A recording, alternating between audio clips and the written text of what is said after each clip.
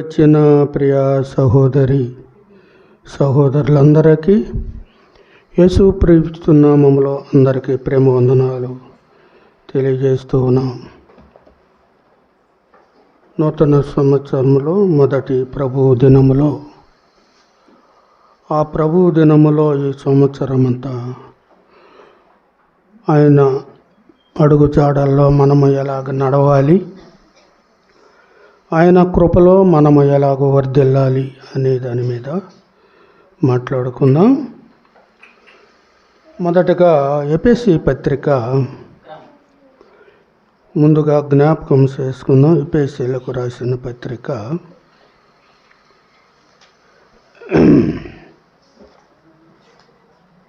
5వ అధ్యాయము 15వ వచనం జ్ఞాపకం చేసుకుందాం. చదువు. దినములు చెడ్డవి కనుక మీరు సమయమును పోనీయక సద్వినియోగము చేసుకొనుచు అజ్ఞానుని వలె కాక నడుచుకున్నట్లు చూసుకొనుడి. చాలు, అంశం అది కాదు, కానీ మనకి ముందుగా ఈ వాక్యాన్ని జ్ఞాపకం చేసుకోవాలని చదివించాను. ఏముంది అక్కడ? 5వ అధ్యాయం 15వ వచనంలో ఈ దినాలు ఎలాగున్నాయి? చెడ్డగా ఉన్నాయి. మంచి మాట్లాడినా చెడే, చెడు మాట్లాడినా చెడే. అర్థమవుతుందా? ఈ దినాలు పందిని మంచిగా పట్టుకున్నా గీయమంటది, చెడుగా పట్టుకున్నా గీయమంటది. వాక్యము మనము పరిశుద్ధ గ్రంథము బైబిల్లో వాక్యము మనము చదివేటప్పుడు, దేవుని వాక్యాన్ని బోధించేటప్పుడు ఆ వాక్యం ఎవరి కొరకు? వాక్యం మన కొరకే కదా. యుగాంతము అందు బుద్ధి కలుగుటకైన మన వాక్యం. ఈ వాక్యము మనకు బుద్ధి కలగటానికే. ఈ వాక్యము చదివేటప్పుడు మనం వినేటప్పుడు ఆ వాక్యము మనకు ఒకవేళ మనకు సూటిగా తగిలినప్పుడు లేదా మన హృదయాలను తాకినప్పుడు ఏం చేయాలి? మనము మార్చుకోవాలి. మన నడవడిని మార్చుకోవాలి, మన హృదయాన్ని మార్చుకోవాలి, మన ఆలోచనను మార్చుకోవాలి, మన తలంపులను మార్చుకోవాలి. అవునా? అందుకే మొదటగా ఏదో తలంపు వచ్చి చదివిచ్చాను. దినములు చెడ్డవి కనుక సమయమును పోనీయక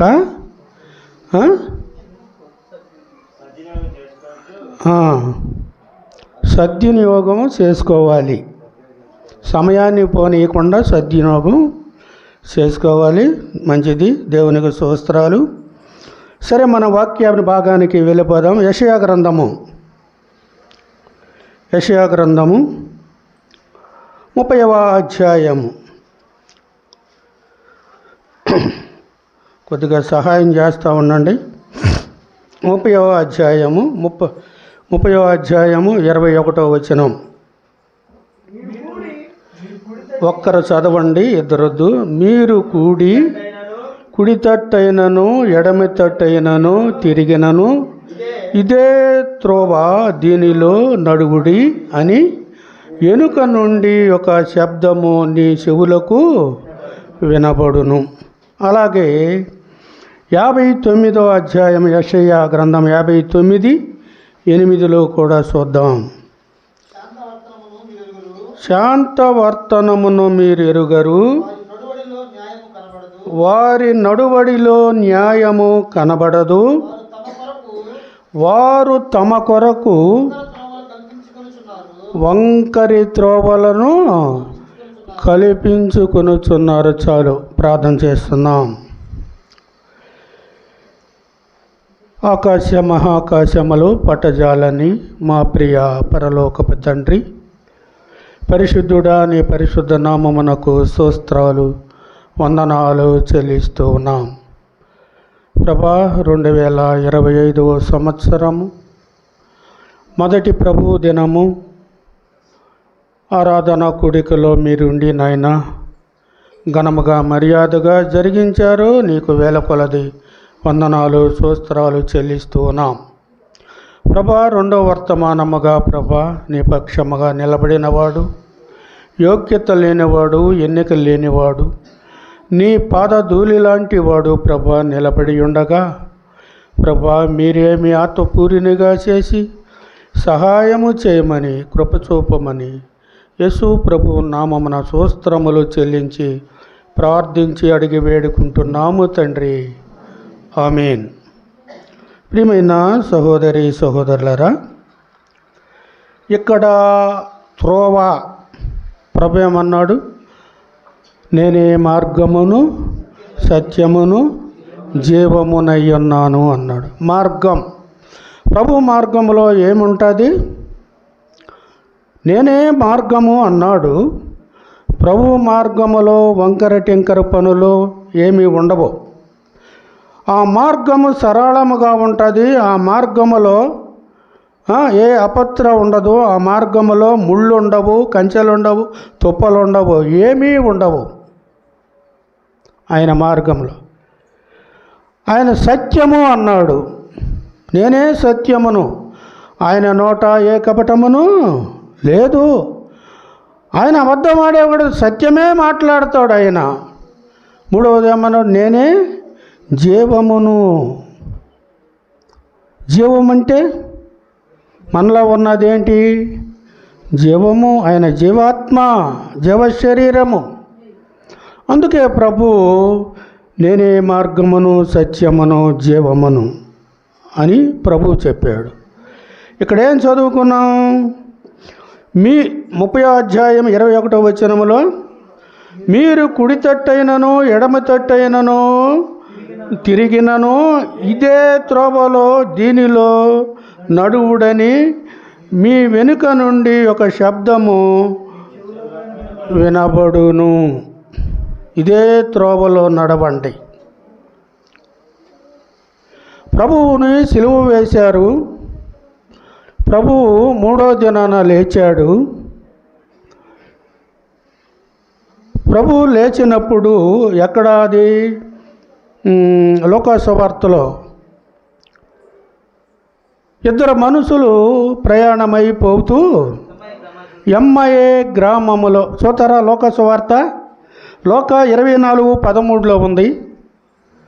లోక 24:13 ఉంది ఆ మాట. ఇదిగో ఆ దినమందే వారిలో ఇద్దరు యెరూషలేమునకు ఆమడి దూరములో ఉన్న ఎమ్మాయి గ్రామమునకు వెళ్ళుచు జరిగిన ఈ సంగతులను గూర్చి సంభాషించుకుంటున్నారు. ఏం మాట్లాడుకున్నారు? ప్రభువు సిలువేయబడ్డాడు అని వారు ఎమ్మాయి మార్గాన బయలుదేరి వెళ్ళుచు ఆయన గురించి మాట్లాడుతున్నప్పుడు వారితో ఎవరు ప్రత్యక్షమయ్యారు? ప్రభు. ఏ విషయం మీరు మాట్లాడుతున్నారు? ఏంటి మీరు మాట్లాడుతున్నారని వారిని అడిగిన వారు ఏమన్నారు? నీకు ఈ సంగతులు తెలియదా? ఇద్దరు మనుషులు కూడి ప్రయాణము చేసేటప్పుడు ఏం మాట్లాడుకుంటున్నారు వాళ్ళు? ప్రభువుని గురించే, యేసు ప్రభువుని గురించే మాట్లాడుతూ ఉన్నారు. అదే ఇద్దరు మనుషులు త్రోవను నడుస్తూ యేసు ప్రభువును కాకుండా సాతాను సంబంధమైన మాటలు మాట్లాడుతుంటే ప్రభువు ప్రత్యక్షం అవుతాడా? మన దగ్గరకు వస్తాడా? మనతో నడుస్తాడా? నడవడే. ఎప్పుడైతే ప్రభు వాక్యము మనలో ఉంటుందో, మనము నడిచేటప్పుడు సహోదరులు కానీ సహోదరులు కానీ ప్రభువును గూర్చిన వార్త మనము ఆయన వాక్యాన్ని ధ్యానిస్తూ ఆ మాటలను ధ్యానించుకుంటూ మనము నడుస్తూ ఉంటే ప్రభు ఆత్మ మనతో ఉంటుంది. అవునా? ఉంటుంది. ఆ మాటలు కాకుండా కాని మాటలు మాట్లాడి ఏయో లోక విషయాలు మాట్లాడుకుంటే ప్రభు ఆత్మ మనతో రాదు. అప్పుడు ఎవరు వస్తారు మనతో? అపవాది. రాత్రి అబ్రహాం జ్ఞాపకం చేశాడు కదా, తోక లేని అపవాది. వాడు మనతో తల చితగొట్టాడు. యేసు ప్రభువారు తోకతో ఉన్నాడు, ఆ తోకతోనే మనల్ని భయపెడుతున్నాడు. మనము ఎప్పుడైతే అపవాది సంబంధమైన త్రోవన పోతూ ఎవరైతే ఇద్దరు ముగ్గురు కూడి మాట్లాడుతూ ఉంటారో ఆ సాతాను క్రియలు మనమాట వస్తాయి. ప్రభువు మాటలు మాట్లాడుకుంటూ పోతే ప్రభు ఆత్మ మనతో వస్తుంది. 59లో ఏమన్నాడు? 59:8 ఏమన్నాడు? యెషయా గ్రంథం 59, శాంతవర్తనమును వారు ఎరుగరు, వారి నడువడిలో న్యాయము కనపడదు, వారు తమ కొరకు వంకర త్రోవలను కల్పించుకొనుచున్నారు, వాటిలో కింద వచనం, వాటిలో నడుచువాడు ఎవడను శాంతి నొందడు. శాంతి వర్తనము వారిలో కనపడదు. ప్రభువుని ఎరగని వారిలో శాంతి, కరుణ, దయ, ప్రేమ అనేది వారు ఎరగరు. ఆ శాంతి అనే పదానికి వారు దూరముగా ఉంటారు. శాంతి వర్తనమును వారు ఎరగరు, శాంతం ఉండదు. మరలా ఏమన్నాడు? వారి నడవడిలో న్యాయము కనబడదు. అంత అబద్ధమే. వారి నడవడిలో న్యాయము కనపడదు, అంత అబద్ధమే. నీ కాడ ఒక మాట, నా కాడ మాట, ఆడొక మాట, ఏడొక మాట. ఇక్కడ తేటగా ప్రభు గ్రంథములో తేటగా రాసి మన కోసమే ఇది. ఇందాక చెప్పానుగా, యుగాంతము వందు మనకు బుద్ధి కలుగుటకే ఇది మన కోసమే రాసి పెట్టాడు. వారి నడవడిలో న్యాయము కనపడదు, బొంకుతారు, అవిశ్వాసంగా మాట్లాడతారు, ఎన్నో రకాలుగా మాట. కింద ఏమన్నాడు? వారు తమ కొరకు వంకర త్రోవలను కల్పించుకొందురు. వంకర త్రోవలే కాదు, వంకరి మాటలు కూడా మాట్లాడతారు. ప్రభువును నమ్మినప్పుడు, ప్రభువు సన్నిధికి మనం వస్తున్నప్పుడు వంకర మాటలు మాట్లాడకూడదు. విశ్వాసైనా, సహోదరుడైనా, సహోదరైనా వంకరి మాటలు ఏంటంటే వంకరి తోవలను కల్పించుకుంటారు. కింద ఏమన్నాడు? వాటిలో నడుచువాడెవ్వడును శాంతి నొందడు. చాలు. అలాగా నడిచినప్పుడు నీలో శాంతి, సమాధానము ఉండదు. న్యాయముగా నడవాలి. మూడవదిగా కీర్తనల గ్రంథము, త్వరగా చూసుకొని ముగించుకుందాం. కీర్తనల గ్రంథము, అక్కడ భక్తుడైన దావీదు 25వ అధ్యాయము 25వ అధ్యాయము కీర్తనల గ్రంథం 4వ వచనం, యెహోవా నీ మార్గములను నాకు తెలియజేయము, నీ త్రోవలను నాకు తేటపరచుము. యెహోవా మార్గములు ఎలాగుంటాయి? మనం ఇందాక జ్ఞాపకం చేసాం కదా. మొదట్లో ఏం జ్ఞాపకం చేసుకున్నా? నేనే మార్గమును, సత్యమును, జీవమునని ప్రభువు చెప్పాడు. ఇక్కడ దావీదు మహారాజు అంత గొప్ప మహారాజు అయ్యుండి రాజ్యాన్ని పరిపాలిస్తూ జనాన్ని పాలిస్తూ ఏం కోరుకుంటున్నాడు ఆయన?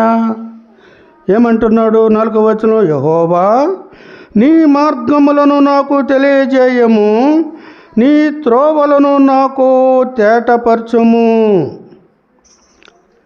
ఆయన త్రోవలు సరళముగా ఉంటాయి. ఆయన మార్గాల్లో శాంతి ఉంటుంది, సమాధానం ఉంటుంది. దావీదు మహారాజు పలుకుతూ ఉన్నాడు.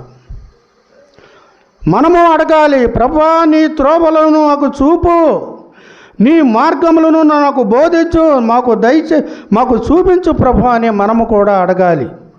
ఒక దావీదు మహారాజాని అడిగేది మనం అడగొద్దా? ఆయన మార్గాలు మనకొద్దా? ఆయన త్రోవలో మనకొద్దా? కావాలి. ఆయన త్రోవలో నడవకుండా, ఆమెను మార్గములో పోకుండా, ఆ మహాకాశములు పట్టజాలని ఆ యెహోవా దేవుడు ఆ మహిమ సింహాసనము మనం ఆ రాజ్యములో చేరాలంటే ఆయన త్రోవలో నడిచే పని లేదా? మనము ఆయన మార్గములో పోయే పని లేదా? పోవాలి. అందుకే దావీదు మహారాజు అంటున్నాడు, యెహోవా నీ మార్గము నాకు తెలియజేయము, నీ త్రోవలను నాకు తేటపరచుము, నీ త్రోవలను తేటపరచు, నాకు చూపించు ప్రభా అని దావీదు మహారాజు అంటున్నాడు. ముందుకు సాగిపోదాం. కీర్తనల గ్రంథం 119:67 వచనం. 119:67 వచనం చదువయ్యా తిత్తే. శ్రమ కలుగక మునుపు నేను త్రోవ విడిచి తిని నీ వాక్యమును అనుసరించి నడుచుకొనుచున్నాను. శ్రమ కలుగక మునుపు ఏమైందంట? 67 వచనం కదా. శ్రమ కలుగక మునుపు నేను త్రోవ విడిచి తిని ఇప్పుడు నీ వాక్యమును అనుసరించి నడుచుకొని. శ్రమ కలుగక మునుపు ఏం చేశాడు ఆయన? త్రోవ విడిచాడు. శ్రమ కలగల. ఎప్పుడు? ఆయన మహారాజా ఉండి బత్షెబను తీసుకొచ్చుకొని ఆమెతో ఉండి అవన్నీ చేసినప్పుడు ఆయనకి శ్రమ కలగలగల. పాపము చేసినప్పుడు శ్రమ కలగలగల. పాపములో సాగిపోయాడు. ఆ తర్వాత వచ్చింది శ్రమ. నువ్వైనా నేనైనా శ్రమ వచ్చినప్పుడే ఆడంటున్నాడు. ఏమంటున్నావు? ఇప్పుడు నీ వాక్యమును అనుసరించి నడుచుకుని. ఇప్పుడు శ్రమ వచ్చింది. శ్రమ రాకముందేమో ఆయన వాక్యం గుర్తు రాలేదు, ఆయన గుర్తు రాలా, పాపంలో సాగిపోయాడు. మరి మన సంగతి ఏంటి? మనకి శ్రమ రానప్పుడు మనం అసలు దేవునినే తలుచుకోము. మనకి ఏదైనా శ్రమ కలిగినా, ఏదైనా సంభవించినా, ప్రభువా దేవా ఇదిగో నాకు ఈ శ్రమ వచ్చింది, కష్టం వచ్చింది, బాధ వచ్చింది అని ప్రభువుని ఎన్ని విధాలుగా బ్రతిమలాడుకుంటామో, అదే మనకు శ్రమ రానప్పుడు ఆనందముగా సాగిపోతున్నప్పుడు అసలు మనకి ఏమీ గుర్తుకు రాదు. ఆ ఆనందం ఆయన దేశిందే కదా, ఆ సంతోషం ఆయన ఇచ్చిందే. ప్రభువా నేను ఇంత ఆనందముగా ఉన్నాను, ఇంత సంతోషముగా ఉన్నాను, ఈ ఆనందము ఇది అంతయు నీవిచ్చిందే కదని అప్పుడు మనం జ్ఞాపకం చేసుకోం. శ్రమ కలిగినప్పుడే దేవుణ్ణి జ్ఞాపకం చేసుకుంటాం. అలా కాకుండా ఆనందంగా ఉన్నప్పుడు, సంతోషముగా ఉన్నప్పుడు ప్రభువుని మనము జ్ఞాపకం చేసుకోవాలి. 43వ కీర్తన. 43వ కీర్తన.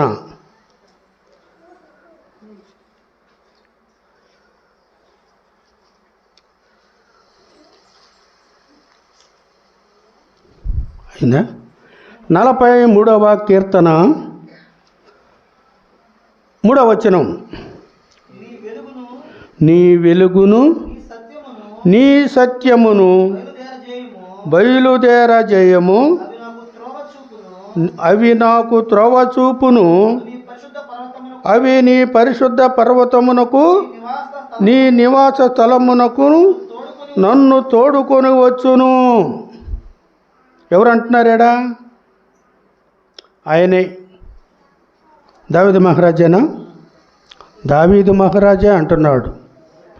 దావీదు మహారాజు ఆ ప్రభువుని ఒక్కదానిలో పొరపాటు చేశాడు, సరిదిద్దుకున్నాడు. ఆ తరువాత ఆయన పాదాలను ఇడిచినవాడు కాదు, ఆయన్ని స్తుతి మరిచినవాడు కాదు దావీదు మహారాజు.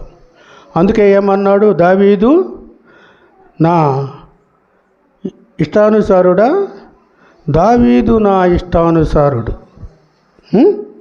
ఏమంటున్నాడు ఇక్కడ 3వ వచనం, 43వ అధ్యాయం 3వ వచనంలో, నీ వెలుగును నీ సత్యమును బయలుదేరజేయము, నీవు నాకు త్రోవ చూపుము. ఆయన త్రోవ చూపితే చాలు, ఆ పరిశుద్ధ పర్వతానికి మనం ఎక్కుతాం. ఆయన ముందు త్రోవ చూపాల, మనకి చూపటం లేదా? చూపుతున్నాడే.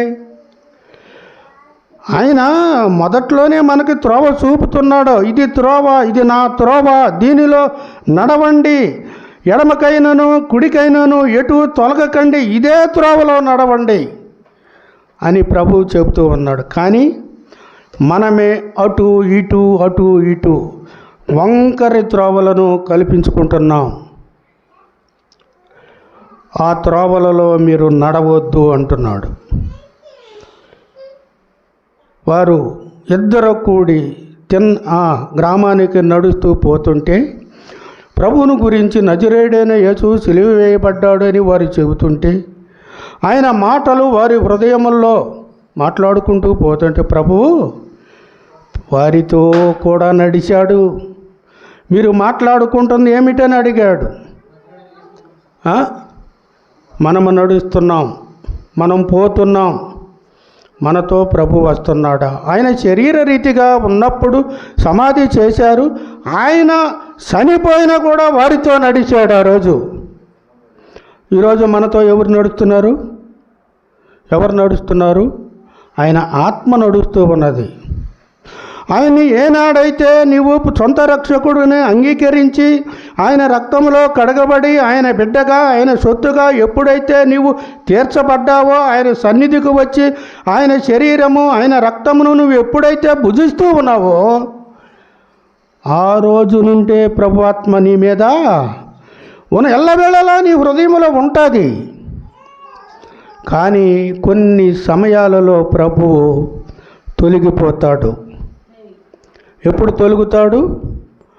మనము వంకరి త్రోవలో నడిచినప్పుడు, వంకరి మాటలు పలికినప్పుడు, చేయరాని ఆలోచన చేసినప్పుడు ప్రభువు తొలగిపోతాడు.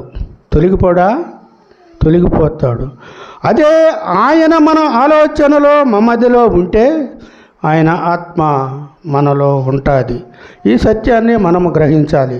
ముందుకు సాగిపోదాం. నిర్గమాకాండము 15వ అధ్యాయము చూడయా. 15వ అధ్యాయము 20 నిర్గమాకాండము 13:21.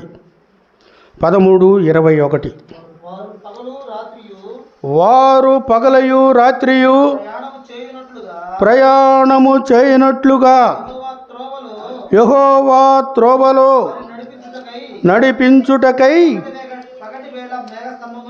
మేఘస్తంభములోను వెలుగునిచ్చుటకు అగ్నిస్తంభములోను ఉండి. ఎక్కడ నడిచాడు ఆయన? ముందుగా నడుచూ వచ్చారు.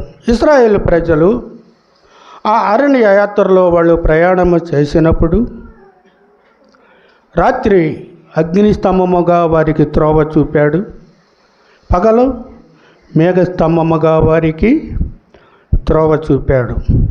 ఆనాడు ఇశ్రాయేలు ప్రజలకు అలాగూ త్రోవ చూపిన ప్రభు ఈనాడు మనకు త్రోవ చూపుతాడా? రామారావు దావత్ చూపుతాడు కదా. చెప్పాడు కదయ్యా, నేనే మార్గాన్ని సత్యాన్ని. ఎప్పుడైతే ఆయన వాక్యానికి లోబడి, ఆయన మాటలకు లోబడి, ఆయన మాటలు అంగీకరించి ఆయన అడుగుజాడలలో నడిచినప్పుడు నువ్వు రేత్రి ప్రయాణం చేసినా వెలుగుగా నీతో వస్తాడు. పగలు ఎర్రని అగ్గిలో నడిచినా మేఘస్తంభముగా నీతో వస్తాడు. ఆనాడు ఇశ్రాయేలు ప్రజలకు వచ్చాడు, ఈనాడు మనకు కూడా ఆయన వస్తున్నాడు. నన్ను నమ్మిన పిల్లలను నేను ఎన్నడూ ఎడబాయను అని ప్రభు వాగ్దానం చేశాడు.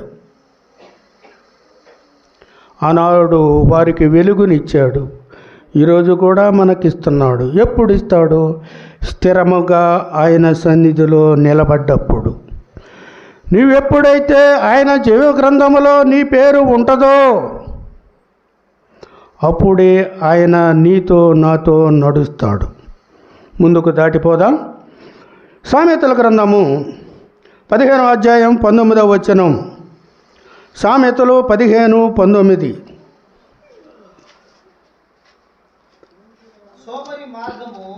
సోమరి మార్గము ముళ్ళ కంచె, యథార్థవంతుల త్రోవ రాజమార్గము. ఎంత బాగుంది! సోమరి మార్గం అంట, ముళ్ళ కంచె అంట. 19వ వచనములో 15:19. సోమరి మార్గము ముళ్ళ కంచె, యథార్థవంతుల త్రోవ రాజ్య మార్గము. సోమరులు ఏ విషయంలో కూడా సోమరితనం ఉన్నప్పుడు ఏముంటుంది? ముళ్ళ కంచె. ముళ్ళ కంచె అంటే ఏంది? మన దడిసే దావలో ముళ్ళు కాదు ఉండేది. ఏముంటాయి? సాతాను కుయుక్తులు, సాతాను అలవాట్లు, సాతాను ఆ క్రియలన్నీ మనకు అడ్డం వస్తాయన్నమాట. అదే ముళ్ళ కంచె. నువ్వు యథార్థంగా నడిచినప్పుడు ఆడయా చెప్పాడు కదా, యథార్థవంతుల త్రోవ రాజ్యమ. ఏమీ అడ్డం ఉండదు, ఏమీ అడ్డం రావు, సరళముగా ఉంటుంది అది ఆ త్రోవ. మరి మన త్రోవలో ముళ్ళు ఉన్నాయా? రాజమార్గం ఉన్నదా? ఒకసారి మనల్ని మనమే ప్రశ్న వేసుకోవాలి.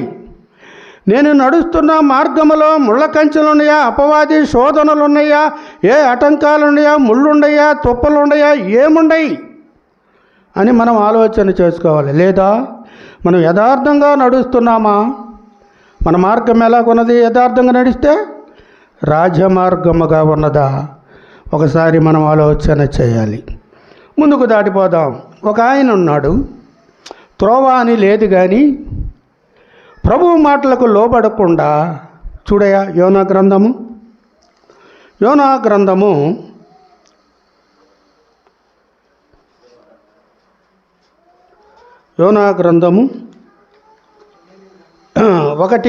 చదువు ముందు.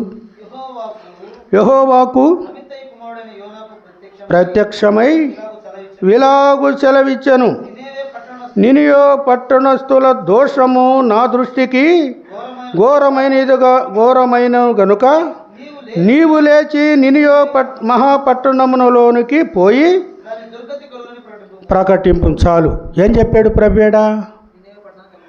నినియే పట్టణస్థుల వారి దోషములు నా దృష్టికి ఘోరమైనవిగా ఉన్నాయి, వారి పాపాలు ఎంతో విస్తారముగా ఉన్నది. కానీ నువ్వు లేచి నువ్వు ఆ పట్టణములోనికి పోయి ఏం చేయమన్నాడు? సువార్త ప్రకటించు. ఇదిగో నినియే పట్టణస్థులారా, నినియే వారసులారా, మీరందరూ ఇదిగో అంతము కాబోతున్నారు. యెహోవా దేవుడు ఈ పట్టణాన్ని నాశనం చేయబోతున్నాడు. యోనా నువ్వు పోయి సువార్త ప్రకటించంటే యోనా ఏం చేశాడు? అయితే యెహోవా సన్నిధిలో నుండి పారిపోతున్నాడు. చాలే, అంతా తెలిసిన భాగమే కనుక ప్రభువు మాటకు లోబడలా. ప్రభువు చెప్పింది, నువ్వు దైవజనుడివి, సువార్థికుడివి, నువ్వు ప్రవక్తవి. ప్రభు ఏం చెప్పాడు? అదిగో ఆ పట్టణము ఘోరమైనదిగా ఉంది, వాళ్ళ పాపాలు విస్తరించిపోతున్నాయి, పో సువార్త ప్రకటించంటే ఏం చేశాడు? లోబడక వేరే మార్గానికి వెళ్ళిపోతూ ఉన్నాడు. వేరే మార్గానికి వెళ్ళిపోతున్నారు. మరి మన సంగతి ఏంటి? ఆనాడు యోనాకు చెప్పాడు, నశించిపోవు ఆత్మలకు అదిగో ఆ పట్టణం నాశనం అవుతుందన్నాడు. సువార్త ప్రకటించుంటే పారిపోతున్నాడు ప్రకటించకుండా. ఈనాడు మనము ప్రభు సన్నిధిలో ప్రభు పిల్లలముగా ప్రభువు ఇచ్చిన ఈ ఆధిక్యతను మనము అనుకూలముగా చేస్తున్నామా, చేయటం లేదా? నిన్ను గూర్చియు నీ బోధన గూర్చియు జాగ్రత్త పడుము.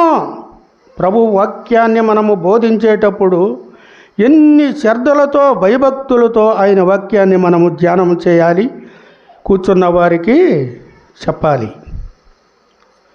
వారి త్రోవలో వారు వంకరి త్రోవలను కల్పించుకుంటున్న వంకరి త్రోవలో మనం వెళ్ళకూడదు. ముందుకు రెండోదిగా చూడు, 2:1 ఏమన్నాడు ఆయన యోనా? ఆ మత్స్యపు కడుపులో నుండి యెహోవాకును ఎలాగూ ప్రార్థన చేసెను. ఏమని? నేను ఉపద్రవములో నుండి యెహోవాకు మనవి చేయగా ఆయన నాకు ఉత్తరమిచ్చెను. ఎందుకు? ముందుగానే చెప్పినప్పుడు పోయి నినివే పట్టణానికి సువార్త ప్రకటించవచ్చుగా. ఆ పట్టణానికి పోకుండా వేరే మార్గానికి పోయి చేప కడుపులో ఉండి, ఇందాక దావీదు మహారాజా అన్నాడు, శ్రమ కలగొక మునుపు త్రోవ త్రప్పితిని అన్నాడు. ఇప్పుడు నీకు ఆయన చెప్పిన త్రోవ విడిచి మత్స్యపు కడుపులో ఉండి శ్రమ వచ్చేలేక ఏమంటున్నాడు? నేను యెహోవాకు మొరపెడితిని, నాకు ఉత్తరం ఇచ్చాడు. అయితే మన ప్రభు ఎలాంటి వాడు? దయగలవాడు, కృపగలవాడు, జాలిగలవాడు. ఎంత ఘోర పాపినైనా నేను క్షమిస్తానని ప్రభు చెప్పాడు. కాబట్టి యోనా తప్పు చేసినా, దావీదు మహారాజు తప్పు చేసినా, నీవు తప్పు చేసినా, నేను తప్పు చేసినా, మనం అందరం తప్పు చేసినా ఆయన విడనాడేవాడు కాదు, విడనాడడు. ఎప్పుడు విడనాడతాడు? ఎప్పుడు? అక్కడ ఈ లోకంలో ఉన్నప్పుడు ఎన్ని క్రియలు చేసినా, ఎన్ని పనులు చేసినా, ఎన్ని మాట్లాడినా, ఏమి చేసినా ఆయన ఏమంటున్నాడు? అగరంద కాదా చూచుచున్న దేవుడవు నీవేనయ్యా, చూస్తానే ఉంటాడు ఆయన. కానీ ఒకానొక దినములో అప్పుడు చెప్తాడు ఆయన తీర్పు. ఈరోజు నువ్వు ఎంత పాపం చేసినా నిన్ను రక్షిస్తాడు, క్షమిస్తాడు, ఆయన చెంతకు పిలుస్తాడు, బలపరుస్తాడు. ఆ రోజు అప్పుడు తీస్తాడు మన చిట్ట. ఫలానా రోజు ఇది చేసావు, ఫలానా రోజు ఇది చేసావు. ఏమన్నారు? 10 మంది కన్నికల్లో ఏమన్నారు? 5గురు, ప్రభా నీ నామమున మేము ప్రార్థన చేయలేదా? క్రమం తప్పకుండా నీ సన్నిధికి మేము పోలేదా? ప్రభా ప్రతిరోజు నీ సన్నిధికి వస్తున్నాం ప్రభా. ఎక్కడున్నారు వాళ్ళు? బయట ఉండారు. తలుపేసాడు. 5గురు లోనకు పోయారు, 5 బయట ఉండారు. ఏమన్నాడు ప్రభు? అక్రమము చేయవారు. ఈ లోకంలో ఉన్నప్పుడు అన్నీ చేసి ఆడకపోయి ఆ రోజు ప్రార్థనకు వచ్చాం, ఈరోజు ప్రార్థనకు వచ్చాం. అవి చూడ ప్రభు, అక్రమం చేయవారులారా మీరెవరో నాకు తెలియదు, వెళ్ళిపోండి. ఎక్కడికి వెళ్ళమన్నాడు? ఎక్కడికి? పాతాళ గుండం బాబో, భయంకర గండం బాబో. వెళ్ళండి, అక్రమం చేయవ వెళ్ళండి మీరు అన్నాడు. ఎక్కడికి వెళ్ళమన్నాడు? పాతాళానికి వెళ్ళమన్నాడు. అర్థమవుతుందా? వెళ్ళిపోండి అంటాడు. సరే, అపొస్తలుల కార్యముల గ్రంథము అక్కడ ఒక ఆయన, నాకు త్రోవ చూపకుంటే నేను ఎలాగో ఎరుగుదును. చూడయ్యా, పిలుపు 8:31. 8:31 అపొస్తలుల కార్యముల గ్రంథము 8:31. అతడు ఎవడైనను నాకు త్రోవ చూపని ఎడల చూపకుంటే నేనెలాగూ గ్రహింపగలను. చాలు, త్రోవ చూపాలి. ప్రభు మనకు త్రోవ చూపుతున్నాడు, మనల్ని ఎన్నుకున్నాడు, తన నామమందు మనల్ని నిలబెట్టుకున్నాడు. అనేకులకు మనం ఏం చేయాలి? చూపాలి త్రోవ. మరి త్రోవ చూపకుంటే, చెప్పకుంటే, వాక్యము చెప్పకుంటే, వాక్యములో సత్యాలు బోధించకుంటే ఎలాగూ వినేవారు అర్థం చేసుకుంటారు? మనం త్రోవ చూపేవారేమిగా ఉండాలి. చివరగా చదువుకున్నాం కదా, ఈ దినాలు ఎలాగున్నాయి? ఈ దినాలు ఎలాగున్నాయి? ఎపిసి పత్రికలు చదివి, దినములు చెడ్డవ గనుక సమయమును పోనీక అజ్ఞానుల వలె కాక జ్ఞానుల వలె నడుచుకొనిడి. మనము జ్ఞానముగా నడుచుకుందాం. ఎన్ని ఆటంకాలు వచ్చినా, ఎన్ని అవమానాలు వచ్చినా, సాతాను సంబంధులు వచ్చినా, అపవాది శోధించినా, ఎన్ని మాటలు ఒకవేళ నేను తూలినా, నువ్వు తూలినా, ఏదో ఒక మాట వచ్చినా అజ్ఞానుల వలె కాక జ్ఞానముతో నడుచుకోవాలని దేవుని వాక్యం సెలవిస్తుంది. ప్రభువు మనం త్రోవ తప్పిపోయినప్పుడు పోతే పోయారులని ఊరుకున్నాడా ప్రభు? త్రోవన్ను విడచి లోయలో తిరిగడు గోరెవలే నుంటిన్. ఏడున్నాం మనం? త్రోవను విడిచి లోయలో తిరుగుతూ ఉన్నాం. త్రోవను విడచి లోయలో తిరిగడు గోరెవలే నుంటిన్.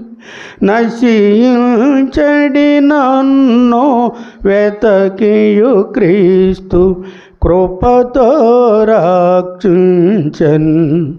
నన్ను ప్రేమించి ధరకే తెంచిన యేసుని స్తుతింతున్.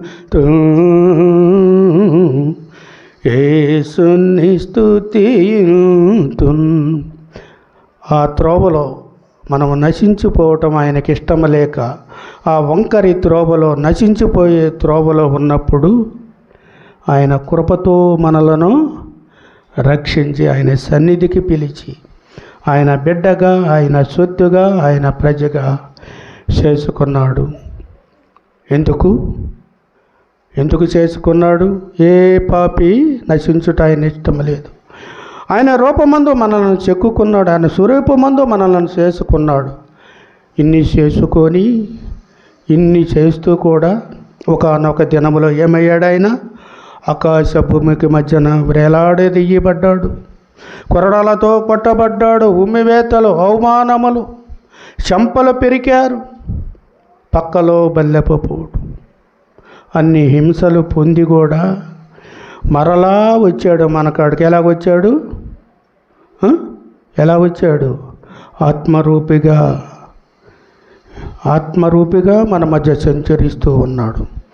అందును బట్టి ఆయన వాక్యానుసారముగా ఆయన త్రోవలో మనము నడిచేవారముగా ఉండాలని దేవుని పేరట అందరికీ మనం చేస్తూ ఉన్నాం. దేవుడి వాక్యము దీవించును కాక. ప్రార్థన చేసుకుందాం. కృపగల మా తండ్రి, జాలిగల దేవ, పరిశుద్ధ